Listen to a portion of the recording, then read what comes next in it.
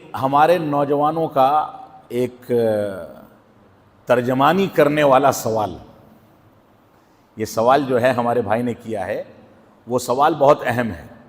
وہ سوال یہ ہے کہ کبھی کبھی نوجوان یا مقامی لوگ کسی عالم سے کوئی سوال کرتے ہیں، وہ عالم ان کو جواب دے دیتا ہے، اب نوجوان چاہتا ہے کہ مزید اطمینان کے لیے کسی دوسرے عالم سے بھی وہی سوال کرے۔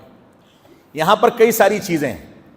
نوجوان جو علماء سے سوال کرتا ہے، وہ سوال کرنے کے بعد جب دوسرے عالم سے سوال کر رہا ہے تو کبھی کبھار اس کا مقصد دونوں کے درمیان تفریق پیدا کرنا ہوتا ہے۔ اگر نیت غلط ہے تو دوسرے عالم سے سوال کرنے کی گنجائش موجود نہیں ہے۔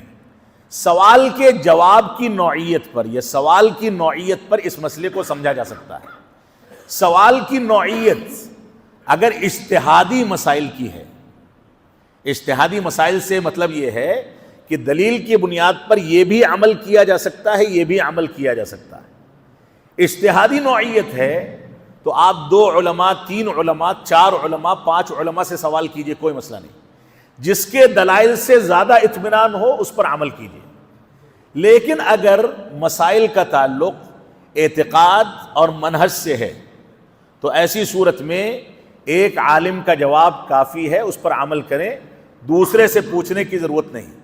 لیکن یہاں پر علماء کی ایک ذمہ داری ہے جو جواب دیتے ہیں کہ اگر ان کو سوال کے جواب پر اطمینان نہیں ہے اور ان کے سامنے سوال کے جواب کی تفاصیل اور دلائل موجود نہیں ہیں، ہر شخص کے ساتھ ایسا ہو سکتا ہے، تو ایسی صورت میں علماء کو توقف اختیار کرنا چاہیے، خاموش ہو جانا چاہیے اور اس سے کہہ دینا چاہیے کہ مجھ کو علم نہیں ہے، یا تو فلاں سے پوچھ لو یا 2-4 دن انتظار کرو، میں اس کی تفصیل معلوم کر کے سمجھ کر کے اپنے بڑے علماء سے اس کے بعد تم کو بتا دوں گا۔